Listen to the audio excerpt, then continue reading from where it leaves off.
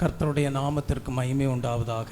இந்த நாளிலே தியானிக்கும்படியாக எடுத்துக்கொண்ட வேத பகுதி ஏசாயா தீர்க்கதரிசியின் புஸ்தகம் 26ஆம் அதிகாரம் 3ஆம் வசனத்தை ஒருவர் வாசியுங்கள். உறுதியாய் பற்றி கொண்ட மனதை உடையவன் உம்மையே நம்பியிருக்கிறபடியால் நீர் அவனை பூரண சமாதானத்துடன் காத்து கொள்ளுவீர். கர்த்தருடைய நாமத்திற்கு மகிமை உண்டாவதாக. உம்மை உறுதியாய் பற்றி கொண்ட மனதை உடையவன் உம்மையே நம்பியிருக்கிறபடியால் நீர் அவனை பூர்ண சமாதானத்துடன் காத்து கொள்வீர். தெய்வ ஜனமே, நாம் வாசிக்க கேட்ட இந்த வசனத்திலே நாம் நம்முடைய கிறிஸ்தவ வாழ்க்கையிலே நாம் தேவனை உறுதியாக பற்றி கொண்ட மனதை உடையவர்களாய் இருக்க வேண்டும் என்று நமக்கு அறிவுறுத்தி சொல்லப்பட்டிருக்கிறது. அப்படியானால் ஒரு கேள்வி எழும்புகிறது, நாம் எப்படி தேவனை உறுதியாக பற்றி கொண்ட மனதை உடையவர்களாக ஜீவிப்பது என்று. கிறிஸ்தவ வாழ்க்கையிலே புயல் உண்டு, கொந்தளிப்புகள் உண்டு, போராட்டங்கள் உண்டு. இவைகளின் மத்தியிலே நாம் எப்படி தேவனை உறுதியாக பற்றி கொண்ட மனதை உடையவர்களாக ஜீவிப்பது என்கிற ஒரு கேள்வியாக காணப்படுகிறது. ஆகவே இந்த கேள்விக்கு இந்த ஓய்வு நாளின் காலை வேளையிலே நல்ல ஒரு பதிலை வேத வசனத்தின் மூலமாக அறிந்து கொள்ள கர்த்தர் நமக்கு கிருபை செய்வாராக.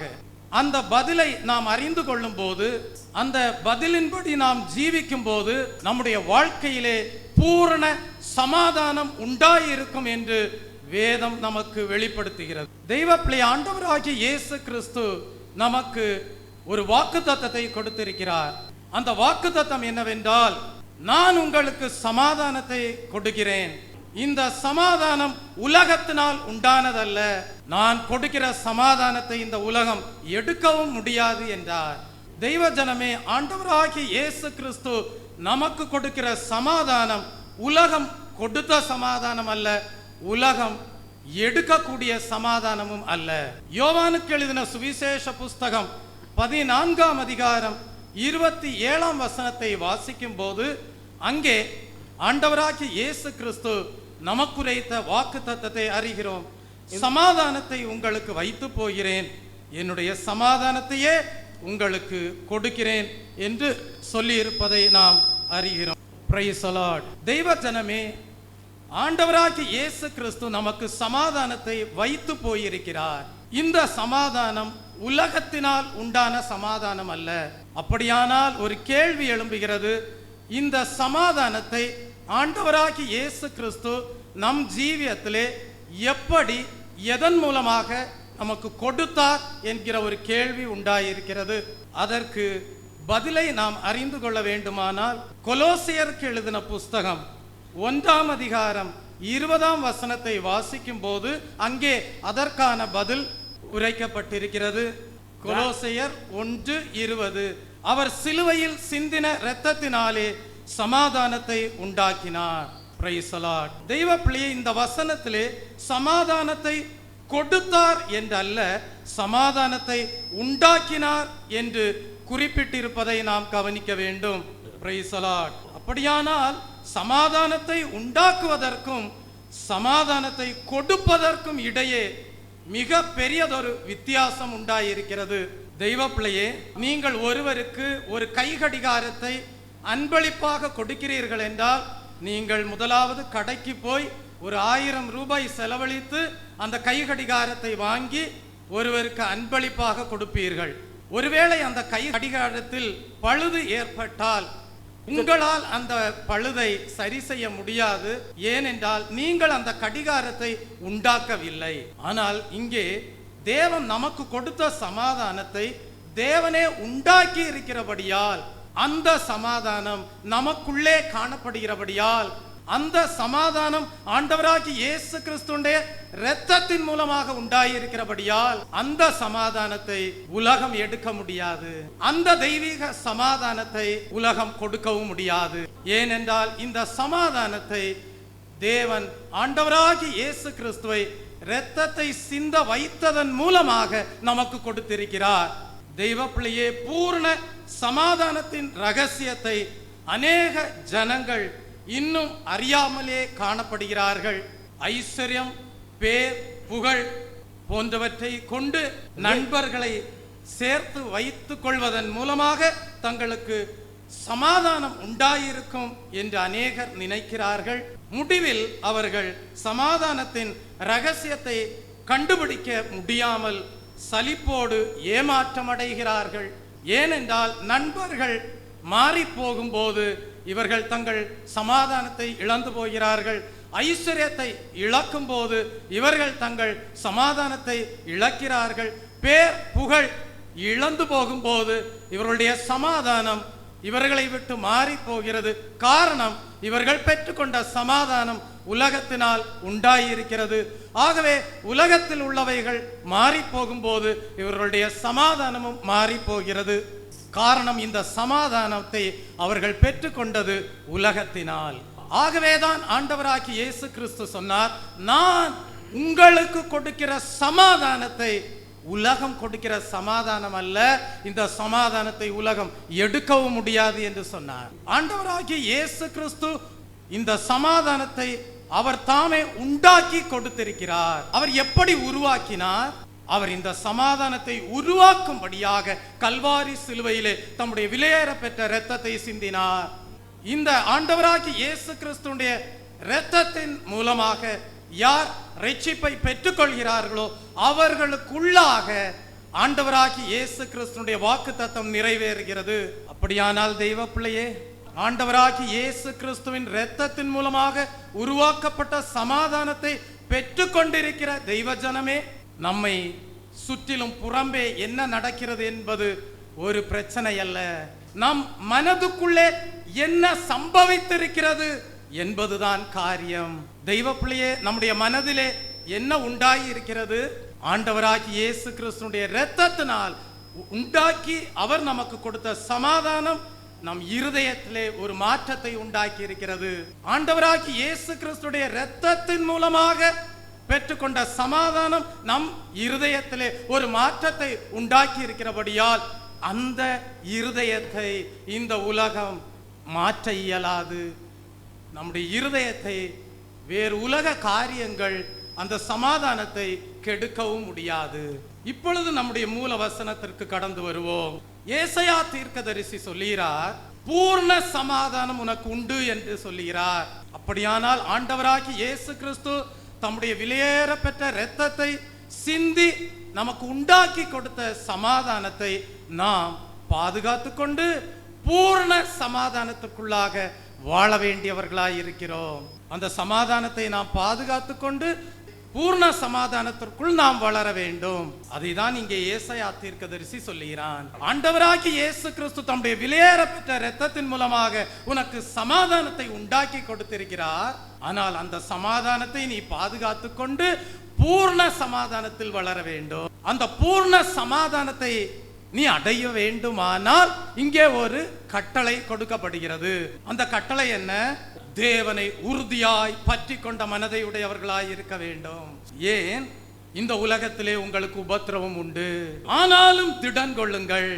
தெய்வ பிள்ளையே, இந்த உலகத்திலே உங்களுக்கு அநேக உபத்திரவங்கள் உண்டாய் இருக்கிறபடியினால் அவைகளின் மத்தியிலேயும் தேவன் கொடுத்த சமாதானத்தை பாதுகாத்து கொண்டு பூர்ண சமாதானத்திலே வளரும்படியாக தேவனை உறுதியாய் பற்றி கொண்ட மனதை உடையவர்களாய் இருக்க வேண்டும். கலாத்தியருக்கு எழுதின புஸ்தகம் 3ஆம் அதிகாரம் 3ஆம் வசனத்திற்கு வரும்போது கலாத்திய சபையை பார்த்து பரிசுத்த பவுல் ஒரு காரியத்தை வெளிப்படுத்துகிறார். அது என்னவென்றால், நீங்கள் ஆவியினாலே ஆரம்பித்து மாம்சத்தினாலே முடிவடைந்து விடாதீர்கள் என்று சொல்கிறார். கலாத்திய சபை ஆரம்பத்திலே நல்ல ஆவிக்குரிய ஜனங்களாய் இருந்திருக்கிறார்கள்.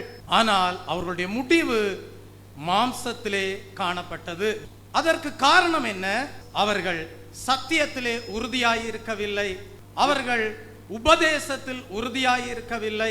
ஆகவேதான் சத்தியத்திலே அவர்கள் உறுதியாய் இராதபடியினால் அவர்களுடைய துவக்கம் நன்றாக ஆவிக்குரிய பிரகாரமாக காணப்பட்டாலும் முடிவோ அவர்கள் சத்தியத்திலே நிலைத்திராதபடியினால், சத்தியத்திலே நடக்காதபடியினால், சத்தியத்திலே வளராதபடியினால் அவர்களுடைய முடிவு மாம்சத்திலே காணப்பட்டது என்று கலாத்திய சபைக்கு பரிசுத்த பவுல் அவர்களுடைய ஆவிக்குரிய ஜீவியத்திலே உண்டாயிருந்த தோல்வியை சுட்டி காட்டுவதை பார்க்கிறோம். தெய்வ பிள்ளையே, கர்த்தர் உங்களை உறுதியாக புட்டித்து வழிநடத்தக்கூடியவராய் இருக்கிறார். தேவன் உங்களை உறுதியாக பற்றி பிடிக்கும் போது நீங்களும் அவரை உறுதியாக பற்றி பிடித்துக் கொள்ள வேண்டும். சங்கீதம் 89 சங்கீதம் 21 வசனத்தை வாசிக்கும் போது, என் கை அவனோட உறுதியாய் இருக்கும், என் புயம் அவனை பலப்படுத்தும் என்று வாசிக்கிறோம். தெய்வ பிள்ளையே, இங்கே ஆண்டவர் ஒரு வாக்குத்தத்தத்தை கொடுக்கிறார். தம்முடைய பிள்ளைகளுக்கு என்ன வார்த்தை உரைக்கிறார் என்றால், என் கை அவனோட உறுதியாய் இருக்கும், என் புயம் அவனை பலப்படுத்தும். தேவனுடைய கை உங்களோடு உறுதியாய் இருக்கும் போது நீங்களும் ஒரு நல்ல தீர்மானத்தோடு காணப்பட வேண்டும். கர்த்தாவே, நீர் என்னை பிடிக்கிறபடியினால் நானும் உம்மை விட போவதில்லை, நானும் உம்மை உறுதியாக பற்றி பிடித்துக் கொள்வேன் என்று நல்ல தீர்மானத்தோடு கர்த்தரை பின்பற்ற வேண்டும். சங்கீதம் 112 சங்கீதம் 8 வசனத்தை வாசிக்கும் போது சங்கீதக்காரன் சொல்லுகிறான், அவன் இருதயம் உறுதியாய் இருக்கும் என்று சொல்வதை பார்க்கிறோம். Praise the Lord. தெய்வ பிள்ளையை, நாம் பற்றி பிடித்துக் கொள்ள வேண்டிய கன்மலை கிறிஸ்துதான். நாம் நிற்கும் பாறை கிறிஸ்துதான். வேரஸ்திபாரம் மணல்தான். பூர்ண சமாதானத்தை நீங்கள் அடையும்படியாக தேவன் உங்களை கரம் பிடிக்கிறார். நீங்களும் தீர்மானம் செய்யுங்கள், தேவனாலே நான் பிடிக்கப்பட்டபடியினால் நானும் அவரை பற்றி பிடித்துக் கொள்வேன் என்று. தெய்வ பிள்ளையே, அப்படியானால் அடுத்ததாக ஒரு கேள்வி எழும்புகிறது, எப்படி தேவனை பற்றி பிடித்துக் கொள்வது? உம்மை உறுதியாய் பற்றி கொண்ட மனதை உடையவன் என்று சொல்லப்பட்டிருக்கிறது. எப்படி தேவனை உறுதியாய் பற்றி கொண்ட மனதை உடையவர்களாக ஜீவிப்பது? முதலாவது, அதற்கு வேதம் கொடுக்கிற பதில், நாம் ஜெபத்தில் உறுதியாய் இருக்க வேண்டும். நீங்கள் ஜெபத்தில் உறுதியாய் தரித்திருக்கும் போது தேவனை பற்றி கொண்ட மனதை உடையவர்களாக மாறிவிடுகிறீர்கள். ரோமருக்கு எழுதின புஸ்தகம் 12 அதிகாரம் 12 வசனத்தை படிக்கும் போது அங்கே ரோமருக்கு பரிசுத்த பவுல் எழுதுகிறார், ஜெபத்திலே உறுதியாய் தரித்திருங்கள் என்று எழுதுகிறார். தெய்வ பிள்ளையே, நாம் நம்முடைய வாழ்க்கையிலே எல்லா சூழ்நிலைகளிலேயும் தேவன் உருவாக்கி தந்த சமாதானத்தை பாதுகாத்து கொண்டு பூர்ண சமாதானத்திலே வளரும்படியாக தேவனை பற்றி பிடித்து கொள்ள வேண்டுமானால் அதற்கு முதல் வழிமுறை ஜெபம்தான். தெய்வ பிள்ளையே, ஜெபத்தின் உறுதியை தடுக்க பல தடைகள் உங்களுக்கு வரக்கூடும். அநேக வேலை பழுவி நிமித்தமாக, அவிசுவாசத்தின் நிமித்தமாக, மன கலக்கத்தின் நிமித்தமாக, குடும்ப சூழ்நிலை நிமித்தமாக, நேரமின்மையின் என்கிற காரணத்தினால் ஜெபத்திற்கு நீங்கள் அறியாமலேயே தடை உண்டாக்கக்கூடியவர்களாக காணப்படலாம். ஆனால் எந்த சூழ்நிலையானாலும் கர்த்தருடைய கிருபையை சார்ந்து கொண்டு ஜெபிக்க கூடியவர்களாக நீங்கள் காணப்பட வேண்டும். யாக்கோபு என்கிற ஒரு மனிதனை குறித்து வேதத்திலே படிக்கிறோம். யாக்கோபு தேவனிடத்தில் ஜெபத்திலே போராடினான் என்று படிக்கிறோம். ஆதியாகமம் எழுதின புஸ்தகம் 32 அதிகாரம் 26 வசனத்திலே நாம் படிக்கும் போது யாக்கோபு சொல்லுகிறான், நீர் என்னை ஆசீர்வதித்தால் ஒழிய உம்மை போக விடேன் என்று உறுதியாக ஜெபிப்பதை பார்க்கிறோம். எந்த சந்தர்ப்பத்திலே யாக்கோபு இப்படி சொல்லுகிறான்? யாக்கோபு தன்னுடைய மாமனாகிய லாபானுடைய வீட்டை விட்டு புறப்பட்டு மறுபடியுமாக தன் தகப்பன் வீட்டை நோக்கி செல்கிற வேளையிலே தன்னுடைய சகோதரனாகிய ஏசாவுக்கு பயந்தவனாக காணப்படுகிறான். அந்த சூழ்நிலையிலே தேவனுடைய வாக்குத்தத்தம் உண்மையானது. அந்த சந்தர்ப்பத்திலே தேவனுடைய வாக்குத்தத்தம் மாறாதது என்பதை அவன் தன் வாழ்க்கையிலே நிச்சயப்படுத்தி கொள்ளும்படியாக தேவனோடு போராடுகிறான். கர்த்தாவே, நீர் என்னை ஆசீர்வதித்தால் ஒழிய நான் உம்மை விடமாட்டேன் என்று போராடுகிறான். தெய்வ பிள்ளையே, உங்களுடைய வாழ்க்கையிலே தேவன் சில வாக்குத்தத்தங்களை கொடுத்திருக்கலாம். நீங்களோ அந்த வாக்குத்தத்தம் நிறைவேறுமா நிறைவேறாதா என்று சொல்லி பயந்து போய் அதைரியப்பட்டு காணப்படலாம். அந்த சூழ்நிலையிலே நாம் யாக்கோபனுடைய வாழ்க்கையை முன்னுதாரணமாக எடுத்துக்கொண்டு தேவனோடு ஜெபத்திலே போராடி ஜெபிக்க வேண்டியவர்களாய் இருக்கிறோம். கர்த்தாவே, நீர் என்னை ஆசீர்வதித்தால் ஒழிய நான் உம்மை விடேன் என்று நீங்கள் உறுதியாக ஜெபத்திலே காணப்படும் போது தேவன் உங்களை ஆசீர்வதிக்கும்படியாக உங்களுக்கு பதில் கொடுப்பார். அவருடைய பதிலை நீங்கள் பெற்றுக்கொள்ளும் போது உங்கள் வாழ்க்கையிலே வாக்குத்தத்தங்கள் நிறைவேறப் போவது நிச்சயம் என்பதை ஜெபத்தின் உறுதியினாலே விளங்கிக் கொள்வீர்கள். உங்கள் ஜீவியத்திலே சமாதானம் உண்டாயிருக்கும். இந்த சமாதானம் எதனால் உண்டானது? ஜெபத்திலே உறுதியாய் இருந்தபடியினால். தெய்வ பிள்ளையே, ஆகவேதான் வேதம் சொல்லுகிறது, சோர்ந்து போகாமல் ஜெபம் பண்ணுங்கள் என்று நமக்கு அறிவுரை கூறுகிறது. எலியா என்கிற ஒரு தேவ மனிதன் காணப்பட்டான். 1 ராஜாக்களின் புஸ்தகம் 17ஆம் அதிகாரம் 1ஆம் வசனத்தை வாசிக்கும் போது எலியாவின் ஜெபம் எப்படி உறுதியுள்ளதாய் இருந்தது என்பதை குறித்து நாம் அங்கே படிக்கிறோம். அவன் அங்கே சொல்லுகிறான், சேனைகளின் தேவனாகிய கர்த்தருக்கு முன்பாக நிற்கிற நான் என்று அவன் எடுத்து கூறுவதை பார்க்கிறோம். உங்களுடைய ஆவிக்குரிய ஜீவியத்திலே ஜெப வாழ்க்கையின் அனுபவம் எப்படி காணப்படுகிறது? சேனைகளின் தேவனாகிய கர்த்தருக்கு முன்பாக நான் நிற்கிறேன், சோர்ந்து போகாமல் ஜெபிக்கிறேன், ஜெபத்திலே தேவனோடு போராடுகிறேன் என்கிற அனுபவம் உங்கள் வாழ்க்கையிலே உண்டாயிருக்கிறதா? ஜெபத்தினாலே தேவனை உறுதியாக பற்றி கொண்ட மனதை உடையவர்களாய் இருப்பீர்கள். தானியேல் என்கிற தேவ மனிதன் காணப்பட்டான். அவன் சிங்கக்கபியிலே போட்டாலும் பரவாயில்லை என்று சொல்லி 3 வேளை அனுதினமும் ஜெபிக்க கூடியவனாக காணப்பட்டான். அவன் தன்னுடைய தீர்மானத்தில் உறுதியாய் இருந்தபடியினால் தேவனால் உயர்த்தப்பட்டான், சமாதானத்தை பாதுகாத்து கொண்டான். அதை தான் வேதம் சொல்லுகிறது, உம்மை உறுதியாய் பற்றி கொண்ட மனதை உடையவன் உம்மையே நம்பி இருக்கிறபடியால் நீர் அவனை பூரண சமாதானத்தோடு காத்துக்கொள்வீர் என்று. தெய்வ பிள்ளையே, காலை வேளையிலே தேவன் உங்களுக்கு ஒரு ஆலோசனை கொடுக்கிறார்.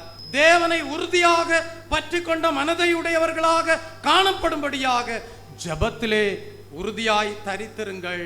உங்களுடைய ஜெப வாழ்க்கை எலியாவை போல, உங்களுடைய ஜெப வாழ்க்கை தானியேலை போல, உங்களுடைய ஜெப வாழ்க்கை யாக்கோபை போல காணப்படும்படியாக தேவன் இந்த காலை வேளையிலே உங்களுக்கு இந்த சத்தியத்தின் மூலமாக விளங்கச் செய்கிறார். நீங்கள் அப்படி அவர்களை போல ஜெபிக்கும் போது உங்கள் சமாதானத்தை உலகம் எடுக்க முடியாது. ஆகவே இந்த நாளிலே ஒரு நல்ல தீர்மானம் பண்ணுங்கள். கர்த்தாவே, யாக்கோபை போல, எலியாவை போல, தானியேலை போல நானும் ஜெபத்தில் உறுதியாய் இருக்க போகிறேன். என் வாழ்க்கையிலே நீர் உம்முடைய இரத்தத்தினாலே உண்டாக்கி கொடுத்த சமாதானம் என் ஜீவியத்திலே பரிபூர்ண சமாதானமாக காணப்படும்படியாக இந்த ஜெப வாழ்க்கையிலே உறுதியாய் இருக்க கிருபை செய்யும் என்று வேண்டிக் கொள்ளுங்கள். சமாதானம் பூரண சமாதானம். சமாதானம் இயேசு கிறிஸ்துவின் இரத்தத்தினால் உண்டாயிருக்கிறது. அந்த சமாதானத்தை நீங்கள் உங்கள் வாழ்க்கையிலே பூரண சமாதானத்திற்குள் கொண்டு வர வேண்டும். அதற்கு முதல் வழிமுறை ஜெப வாழ்க்கை. ஜெபத்திலே உறுதியாய் தரித்திருக்கும் போது உங்கள் சமாதானம் குறைவிராது, உங்கள் சமாதானம் நிறைவுள்ளதாக மாறுகிறது. 2ஆம் உலக போரின் போது ஐரோப்பாவில் நாசிகளின் கொடுமையை எதிர்த்த கடைசி நாடாக பிரிட்டிஷ் தீவு காணப்பட்டது. இடைவிடாத தாக்குதல்கள் மத்தியிலும் போரில் வீழ்ச்சி அடைந்துவிடக் கூடாது என்கிற அந்த ஆபத்தான சூழ்நிலையிலே அவர்கள் வெற்றியை அடையும்படியாக தனித்து விடப்பட்டவர்களாக காணப்பட்டாலும் அவர்கள் உலக நாடுகளுக்கு ஒரு வேண்டுகோள் விடுத்தார்கள். அப்பொழுது பிரிட்டிஷ் முதன் மந்திரியாக இருந்த வின்ஸ்டன் சர்ச்சில் பிரிட்டிஷ் வானொலி நிலையத்தின் மூலமாக எங்களுக்கு ஆயுதங்கள் தாருங்கள், எங்கள் வேலையை முடித்து காட்டுகிறோம் என்று உலக நாடுகளுக்கு வேண்டுகோள் விடுத்தார். எப்படியாகிலும் போரில் வெற்றி அடைய வேண்டும். இடைவிடாத தாக்குதல் மத்தியிலே போரில் வீழ்ச்சி அடைந்து விடக்கூடாது. ஆனால் அவர்களுக்கு ஆயுதங்கள் இல்லை. ஆகவே ஆயுதங்களுக்காக உலக நாடுகளிடத்திலே வேண்டுகோள் விடுத்தார்கள்.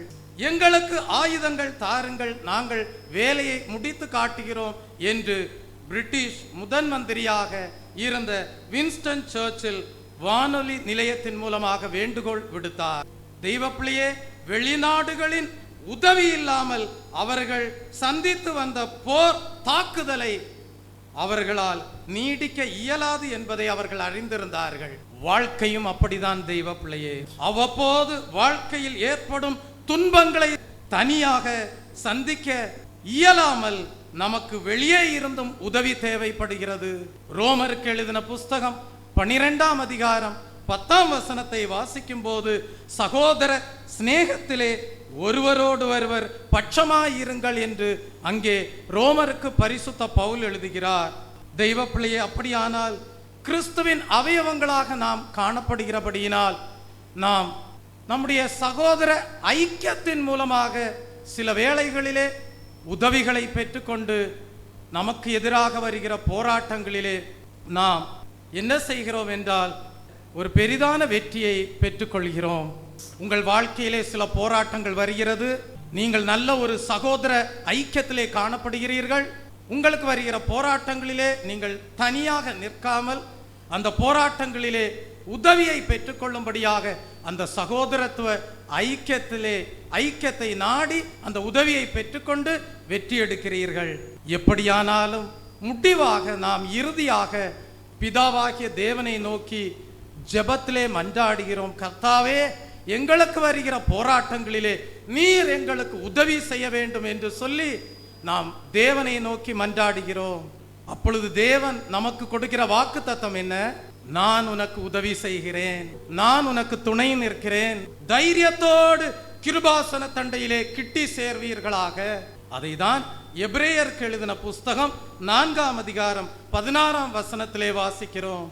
அப்படிப்பட்ட சமயங்களில் நமக்கு மிகுந்த ஆதாரமாக இருப்பது ஜெபம்தான். தெய்வ பிள்ளையே, ஜெபம்தான் நம்மை தேவனிடத்திலிருந்து உதவியை பெற்றுக்கொள்ள செய்கிறது.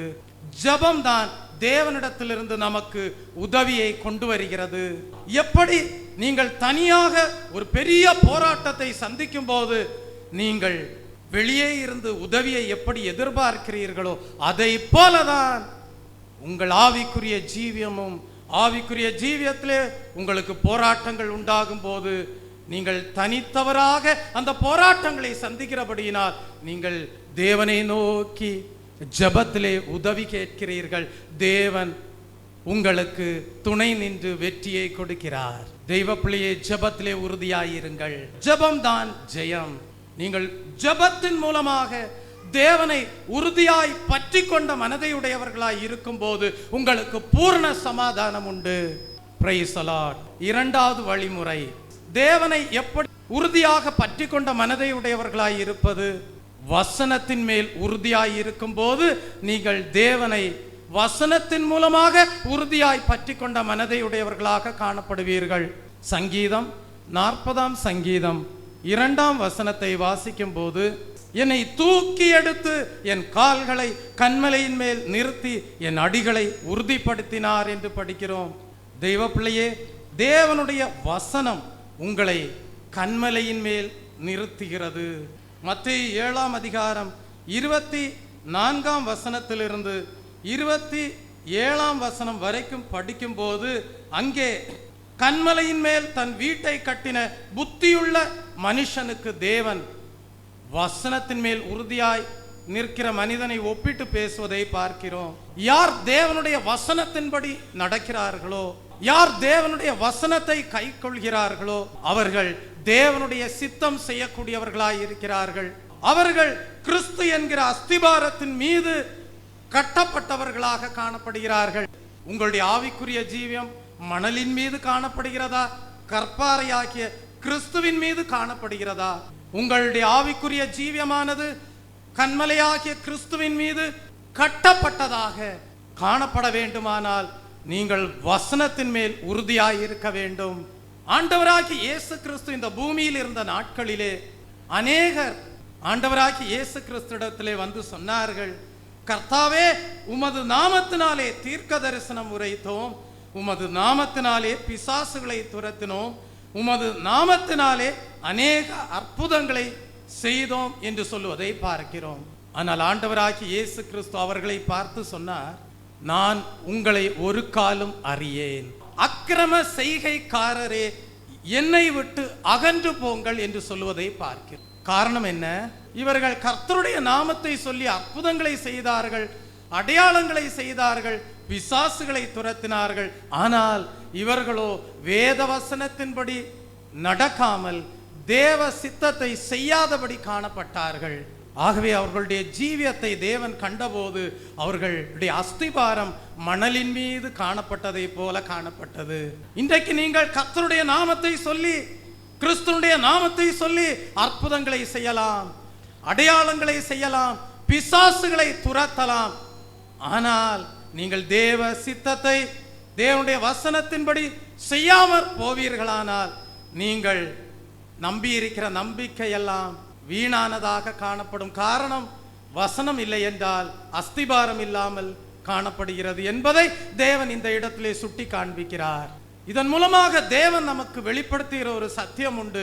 அற்புதங்களை செய்வதோ, அடையாளங்களை செய்வதோ, பிசாசுகளை கர்த்தருடைய நாமத்தினாலே துரத்துவது பெரிதான காரியம் அல்ல. கர்த்தருடைய வசனத்தின்படி தேவ சித்தம் செய்வதுதான் மேலானது. ஆகவே வேத வசனத்தின்படி நடந்து தேவ சித்தம் செய்கிறவர்களை தேவன் எதனோடு ஒப்பிடுகிறார் என்றால், கன்மலையின் மேல் தன் வீட்டை கட்டின புத்தியுள்ள மனுஷனுக்கு ஒப்பிடுவதை பார்க்கிறோம். தெய்வ பிள்ளையே, வேத வசனத்தை உறுதியாக பற்றி கொள்ளுங்கள். 2 பேதுருவின் புஸ்தகம் 1ஆம் அதிகாரம் 19ஆம் வசனம் சொல்லுகிறது, அதிக உறுதியான தீர்க்க தரிசன வசனமும் நமக்கு உண்டு, அவ்வசனத்தை கவனித்திருப்பது நலமாய் இருக்கும் என்று சொல்லப்பட்டிருக்கிறது. எபிரேயர் 2ஆம் அதிகாரம் 2ஆம் வசனத்திலே படிக்கிறோம், ஏனெனில் தேவதூதர் மூலமாய் சொல்லப்பட்ட வசனத்திற்கு விரோதமான எந்த செய்கைக்கும் கீழ்ப்படியாமைக்கும் நீதியான தண்டனை வரத்தக்கதாக அவருடைய வசனம் உறுதிப்பட்டிருக்க என்று வாசிக்கிறோம். தெய்வ பிள்ளையே, வேதத்திலே சொல்லப்பட்டிருக்கிற வசனங்கள் உண்மையானவைகள். வாக்குத்தத்தம் பண்ணினவர் வாக்குத்தத்தங்களில் உண்மை உள்ளவராயிருக்கிறார். தேவன் பொய் சொல்ல ஒரு மனிதர் அல்ல, மனமாற மனுபுத்திரனும் அல்ல. பிலிப்பியருக்கு எழுதின புஸ்தகம் 2ஆம் அதிகாரம் 14ஆம் வசனம் சொல்லுகிறது, ஜீவ வசனத்தை பிடித்து கொண்டு உலகத்திலே சுடர்களை போல பிரகாசியுங்கள் என்று நமக்கு அறிவுறுத்தப்பட்டிருக்கிறது. ஜீவ வசனத்தை நாம் பிடித்து கொண்டு உலகத்திலே சுடர்களை போல நாம் என்ன செய்ய வேண்டுமாம்? பிரகாசிக்க வேண்டுமாம். தெய்வ பிள்ளையே, இந்த ஓய்வு நாளின் காலை வேளையிலே நீங்கள் தேவ சமூகத்திலே வந்திருப்பதன் ஒரு நோக்கம், ஜீவ வசனத்தை உறுதியாக பிடித்து கொள்ளும்படியாக, சுடர்களை போல பிரகாசிக்கும்படியாக. அப்படி வசனத்தை உறுதியாக பற்றி கொண்ட மனதை உடையவன் சமாதானத்திலிருந்து பூர்ண சமாதானத்திற்கு வளர்ச்சி அடைகிறார்கள். தெய்வ பிள்ளையே, ஜெபத்திலே உறுதியாயிருங்கள், வசனத்திலே உறுதியாயிருங்கள். இவைகளெல்லாம் உங்களை கர்த்தரிலே உறுதியாக பற்றி கொண்ட மனதை உடையவர்களாய் இருக்க செய்கிறது. ஆண்டவராகி இயேசு கிறிஸ்து சிந்தின வெளியேற பெற்ற இரத்தத்தினால் உண்டான சமாதானம், அது பூர்ண சமாதானமாக உங்கள் ஜீவியத்திலே நிறைவேறுகிறது. இன்றைக்கு நீங்கள் உங்கள் வாழ்க்கையிலே சந்தித்து வருகிற பிரச்சனைகளிலே தேவன் உங்களுக்கு கொடுக்கிற வார்த்தை என்ன என்பதை அறிந்து கொள்ள நீங்கள் ஆவலாய் இருக்கிறீர்கள். அந்நாட்களிலேயும் ஜனங்கள் தாங்கள் சந்தித்த பிரச்சனைகளிலே தேவன் தங்களுக்கு உரைக்கிற வார்த்தை என்ன என்பதை அறிந்து கொள்ள வாஞ்சையுள்ளவர்களாய் இருந்தார்கள். குடும்ப பிரச்சனையாயிருக்கலாம், பண பிரச்சனையாயிருக்கலாம், வியாதி பலகீனங்களாயிருக்கலாம், சத்துருக்களுடைய தாக்குதலாயிருக்கலாம், பிசாசின் பிடியினால் உண்டான போராட்டங்களாயிருக்கலாம், நாளைய தினத்திலே எப்படி நான் வாழ்வது என்கிற சிந்தனையாயிருக்கலாம், யாரை நான் நாடி ஜீவிப்பது என்கிற சிந்தனையாயிருக்கலாம். இவைகளிலெல்லாம் மனிதர்கள் அநேக ஆலோசனைகளை உங்களுக்கு கொடுத்தாலும், ஆனால் உங்களுக்கு ஒரு வாஞ்சை உண்டாயிருக்கிறது. அந்த வாஞ்சை என்னவென்றால், கர்த்தர் என்னுடைய பிரச்சனைகளிலே எனக்கு நிவாரணமாக அவர் உரைக்கக்கூடிய வார்த்தை என்ன என்பதை அறிந்து கொள்ள நீங்கள் வாஞ்சையாயிருக்கிறீர்கள். 1 சாமுவேலின் புஸ்தகம் 3ஆம் அதிகாரம் 1ஆம் வசனத்திற்கு வரும்போது அங்கே வேதம் சொல்லுகிறது, கர்த்தருடைய வசனம் அபூர்வமாயிருந்த காலத்தை பற்றி அங்கே நமக்கு எடுத்துரைக்கிறது. சிறுவனாயிருந்த சாமுவேலுடன் தேவன் பேச ஆரம்பிக்கிறார். கர்த்தருடைய வசனம் அபூர்வமாய் இருந்த காலத்தை பற்றி எடுத்துரைக்கிறது. ஆனால் தேவன் சாமுவேல் என்கிற சிறு பையனோடு தம்முடைய வார்த்தையினால், தம்முடைய வசனத்தினால் இடைபட ஆரம்பித்தார்.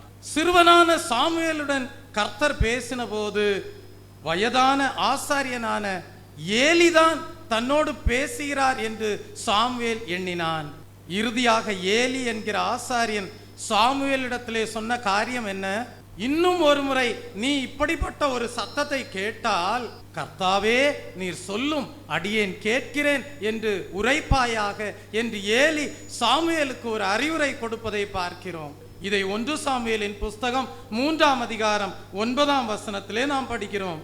சாமுவேல் தேவனுடைய வசனத்திற்கு கவனமாக செவி கொடுத்தான். அப்படி கர்த்தருடைய சத்தத்தை, கர்த்தருடைய வார்த்தையை, கர்த்தருடைய வசனத்தை அவன் கவனமாய் கேட்டு பழகினபடியால் பிற்காலங்களிலே அவன் மிகுந்த தைரியத்தோடு தேவனிடத்தில் விசுவாசம் உள்ளவனாக தேவனுக்கு சாட்சியாக வாழ்ந்தார் என்று நாம் அறிந்து கொள்கிறோம். 1 சாமுவேலின் புஸ்தகம் 3ஆம் அதிகாரம் 21ஆம் வசனத்தை வாசிக்கும் போது, கர்த்தர் பின்னும் சீலோவிலே தரிசனம் தந்தருளினார். கர்த்தர் சீலோவிலே தம்முடைய வார்த்தையினாலே சாமுவேலுக்கு தம்மை வெளிப்படுத்தினார் என்று படிக்கிறோம். தெய்வ பிள்ளையே, சாமுவேலோடு பேசின தேவன் உங்களோடும் பேசுகிறவராகவே இருக்கிறார். என்னோடு பேசி இருக்கிறார். நான் தேவ சத்தம் கேட்டிருக்கிறேன். என்னோடு தேவன் இடைப்பட்டிருக்கிறார். நான் தேவ சத்தம் கேட்டு பழகி இருக்கிறேன். நீங்களும் அந்த அனுபவத்திற்குள்ளே வர வேண்டும் என்பதற்காக சாமுவேலுடைய வாழ்க்கையை உங்களுக்கு முன்பாக எடுத்து காட்டுகிறார். அப்படியாக நீங்கள் கர்த்தருடைய சத்தத்தை கேட்டு கர்த்தருடைய வசனத்தை பற்றி பிடித்து கொள்ளும் போது உங்களுடைய வாழ்க்கையிலே நீங்கள் தேவனை உறுதியாய் பற்றி கொண்ட மனதை உடையவர்களாய் இருப்பீர்கள். உங்களுக்கு பூர்ண சமாதானம் உண்டு. இந்த காலை வேளையிலே தேவ சமூகத்திலே கூடியிருக்கிற தெய்வ ஜனமே, நீங்கள் ஒருவேளை கர்த்தாவே நீர் என்னோடு பேசும் உம்முடைய வார்த்தை மெய்யானது என்பதை நான் அறிந்து கொண்டு அதன்படி நடக்க, அதன்படி ஜீவிக்க வாஞ்சை உள்ளவனாய் இருக்கிறேன் என்கிற எண்ணத்தோடு தேவ சமூகத்திலே காணப்படுவீர்களானால் தேவன் உங்களிலே மிகவும் பிரியமுள்ளவராய் இருக்கிறார். நீங்கள் எவ்வளவு தூரம் வேத வசனத்தை நேசிக்கிறீர்களோ நீங்கள் அவ்வளவுக்கு அதிகமாக தேவனை நேசிக்கிறீர்கள். நீங்கள் எவ்வளவு தூரம் தேவனை நேசிக்கிறீர்களோ நீங்கள் தேவனை உறுதியாய் பற்றி கொண்ட மனதை உடையவர்களாய் இருக்கிறீர்கள். பூர்ண சமாதானம் உண்டு. அந்த சமாதானத்தை உலகம் எடுக்க முடியாது. இந்த பூர்ண சமாதானத்தை உலகம் கொடுக்கவும் முடியாது. ஏனென்றால் வானமும் பூமியும் ஒளிந்து போனாலும் தேவனுடைய வார்த்தைகள் ஒருபோதும் ஒளிந்து போவதில்லை. ஆகவே வேத வசனத்தின் மேல் உறுதியாயிருப்பீர்களாக. மூன்றாவதாக, நாம் தேவனிலே உறுதியாய் பற்றி கொண்ட மனதை உடையவர்களாய் இருக்க வேண்டுமானால் நீங்கள் விசுவாசத்தில் உறுதியாய் இருக்க வேண்டும். யூதாவின் புஸ்தகம் 1ஆம் அதிகாரம் 20ஆம் வசனத்தை வாசிக்கும் போது, நீங்களோ பிரியமானவர்களே உங்கள் மகா பரிசுத்தமான விசுவாசத்தின் மேல் உங்களை உறுதிப்படுத்தி கொண்டு என்று அங்கே படிக்கிறோம்.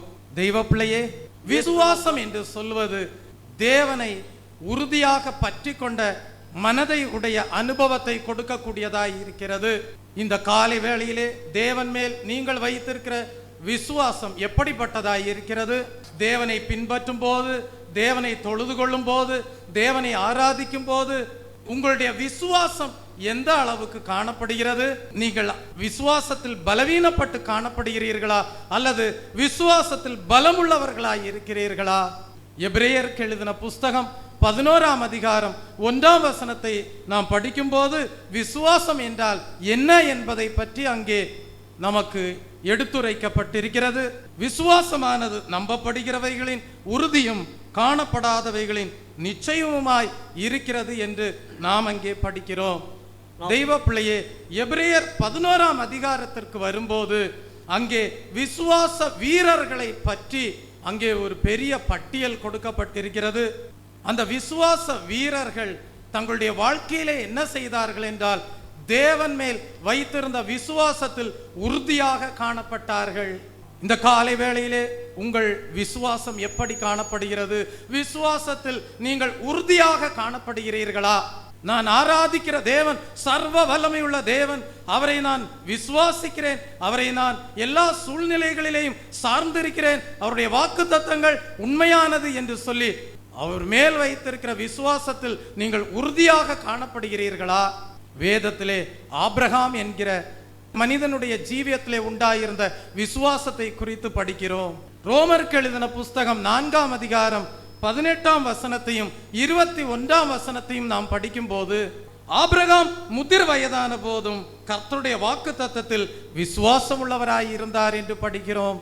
எபிரேயருக்கு எழுதின புஸ்தகம் 11ஆம் அதிகாரம் 11ஆம் வசனத்தை படிக்கும் போது, விசுவாசத்தினாலே சாராளும் வாக்குத்தத்தம் பண்ணினவர் உண்மையுள்ளவர் என்று எண்ணி கர்ப்பம் தரிக்க பலனடைந்து பிள்ளை பெற்றாள் என்று வாசிக்கிறோம்.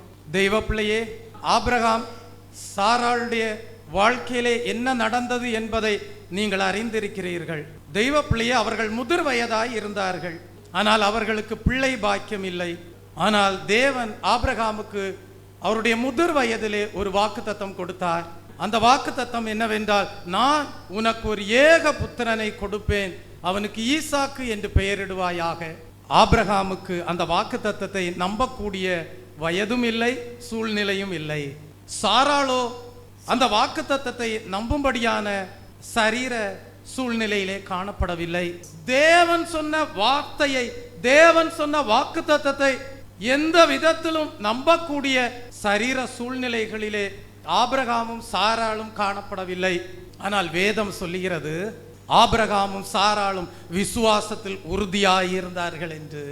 அவர்கள் தேவனுடைய வார்த்தை மனிதனுடைய வார்த்தை அல்ல, அது சர்வ வல்லமை உள்ள தேவனுடைய வார்த்தை என்பதை அறிந்தபடியினால் அவர்கள் விசுவாசத்தில் உறுதியாயிருந்தார்கள். அவர்கள் பூர்ண சமாதானத்தை அடைந்தார்கள். காரணம், அவர்கள் நம்பிக்கை வீண் போகவில்லை. தேவன் சாராளை கர்ப்பம் தரிக்க பண்ணினார். சாராள் பிள்ளை பெற்றெடுத்தாள். இந்த காலை வேளையிலே உங்களுக்கு ஒவ்வொருவருக்கும் தேவன் வாக்குத்தத்தங்களை கொடுத்திருக்கிறார்.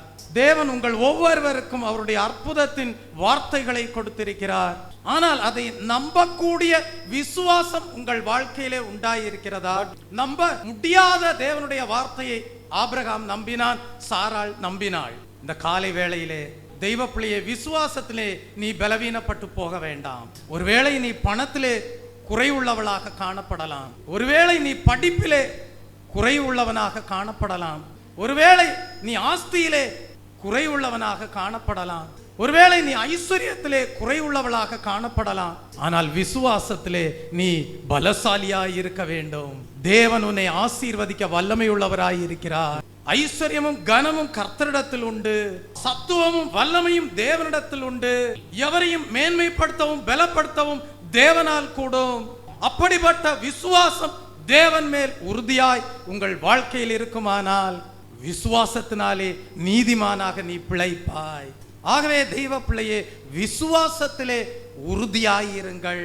அப்போஸ்தலர் எழுதின நடபடிகளின் புஸ்தகம் 16ஆம் அதிகாரம் 31ஆம் வசனம் சொல்லுகிறது, கர்த்தராகிய இயேசு கிறிஸ்துவை விசுவாசி, அப்பொழுது நீயும் உன் வீட்டாரும் ரட்சிக்கப்படுவீர்கள். தெய்வ பிள்ளையே, உங்களுடைய பாவங்களுக்காக கல்வாரி சிலுவையிலே நமது அருமையான ஆண்டவராகிய இயேசு கிறிஸ்து இரத்தத்தை சிந்தி இருக்கிறார்.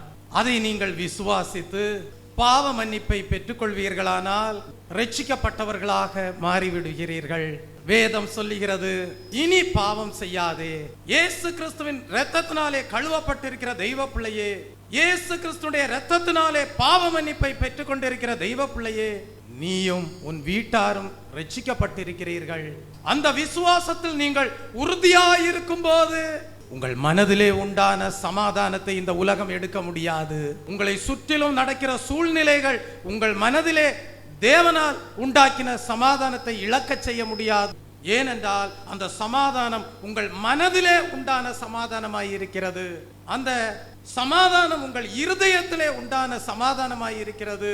தெய்வ பிள்ளையே, அந்த சமாதானம் எப்பொழுது நீங்கள் இழந்து போவீர்கள் என்றால், தேவன் கொடுத்த ரட்சிப்பை பாவம் செய்கிறபடியினால் இழந்து போகும்போதுதான் அந்த சமாதானத்தையும் இழந்து போவீர்கள். மற்ற எந்த விதத்திலும் உலகம் அந்த ரட்சிப்பினால் உண்டான சமாதானத்தை உன் ஜீவியத்திலிருந்து எடுக்க இயலாது. தெய்வ பிள்ளையே, நீயும் உன் வீட்டாரும் ரட்சிக்கப்பட்டிருக்கிறீர்கள். அது விசுவாசத்தினால் உண்டாயிருக்கிறது. அது இயேசு கிறிஸ்துவின் இரத்தத்தினால் உண்டாயிருக்கிறது. அந்த விசுவாசத்திலே உறுதியாய் இருப்பாயாக. ஆனால் வேதம் இன்னொரு காரியத்தை எடுத்துரைக்கிறது. அந்த ஒரு காரியத்தையும் சொல்லி இன்றைய நாள் தூதை முடிக்க கர்த்தர் கிருபை செய்வாராக. கிரியை இல்லாத விசுவாசம் செத்தது என்று வேதத்திலே படிக்கிறோம். யாக்கோபுக்கு எழுதின புஸ்தகம் 2ஆம் அதிகாரம் 17ஆம் வசனத்திலே நாம் படிக்கிறோம், விசுவாசமும் கிரியைகள் இல்லாதிருந்தால் தன்னில் தானே செத்ததாய் இருக்கும் என்று படிக்கிறோம். விசுவாசமும் கிரியை இல்லாமல் காணப்பட்டால் தன்னில் தானே செத்ததாய் இருக்கும். தெய்வ பிள்ளையே, உங்கள் வாழ்க்கையிலே விசுவாசம் உண்டாயிருக்கிறது. ஆனால் அந்த விசுவாசம் உண்மையானது என்பதை வெளிப்படுத்தும்படியான கிரியை உன் வாழ்க்கையிலே இல்லாதிருக்குமானால் அந்த விசுவாசம் செத்ததாய் இருக்கும்.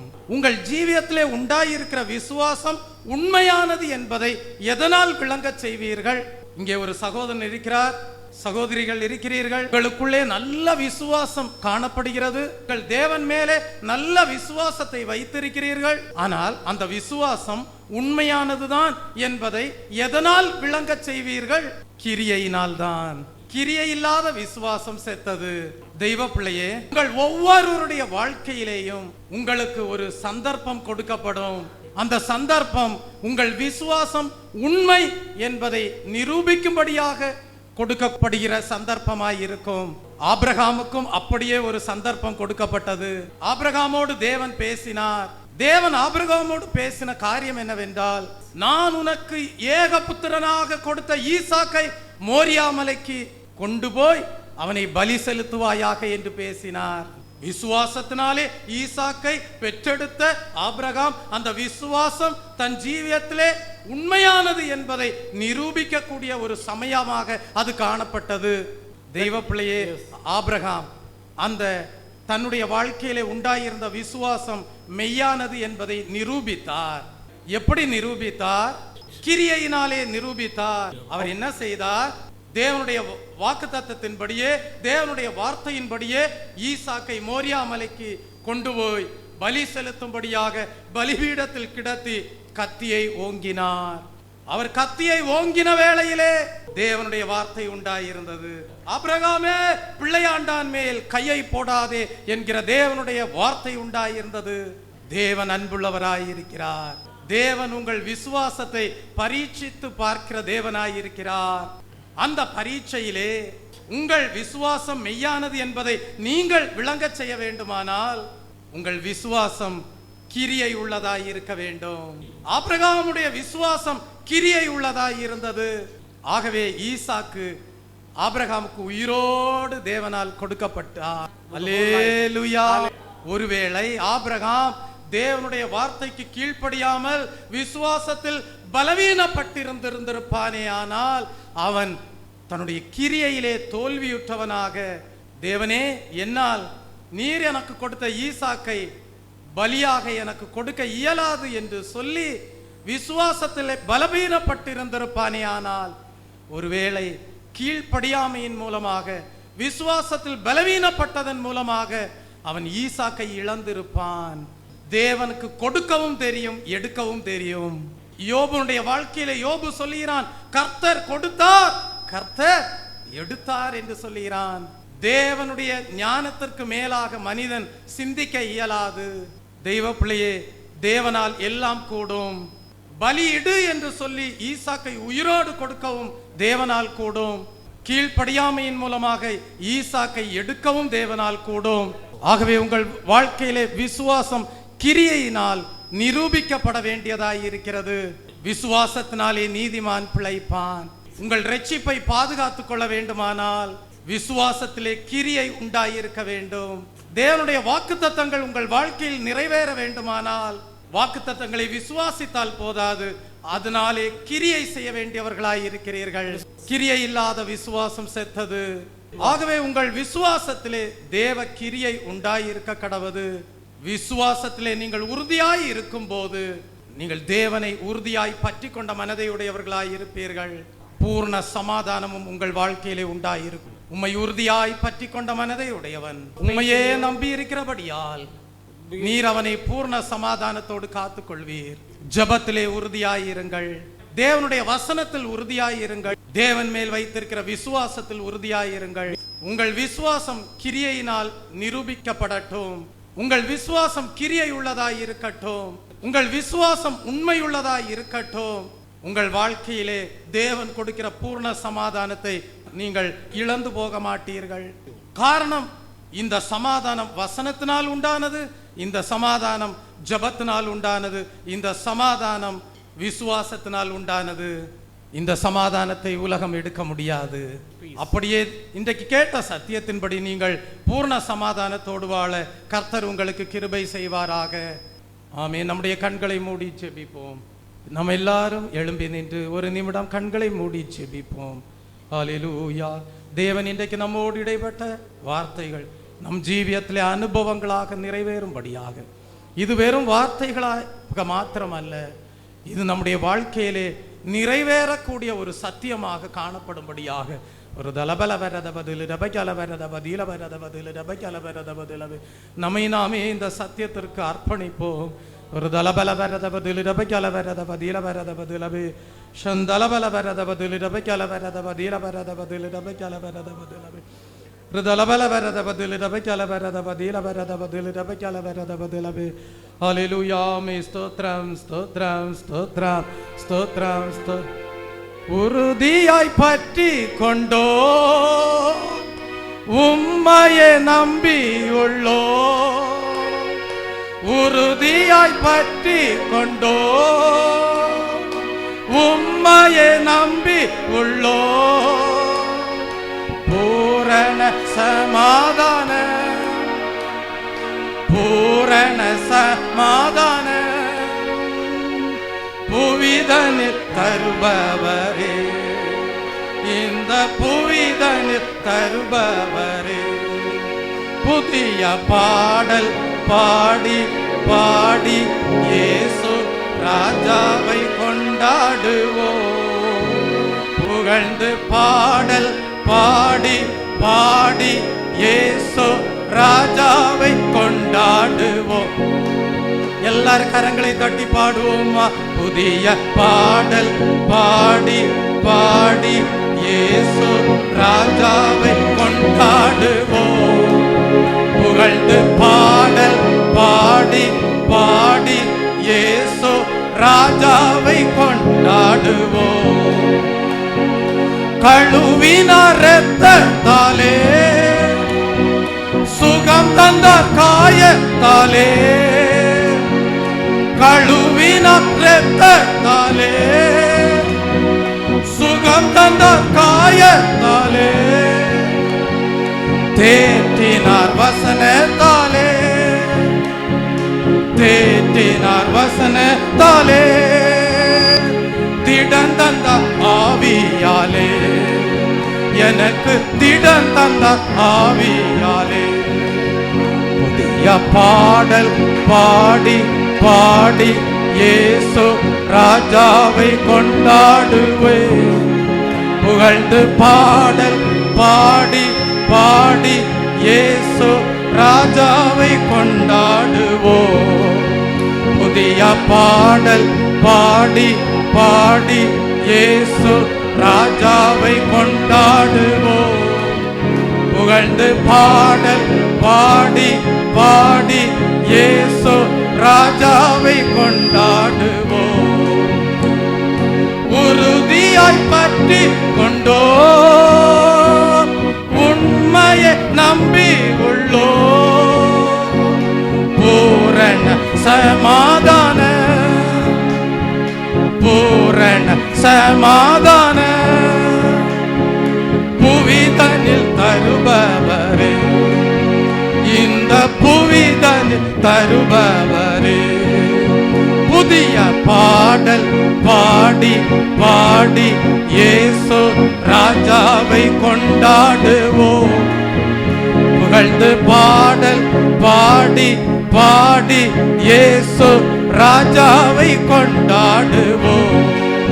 புதிய பாடல் பாடி பாடி இயேசு ராஜாவை கொண்டாடுவோம்.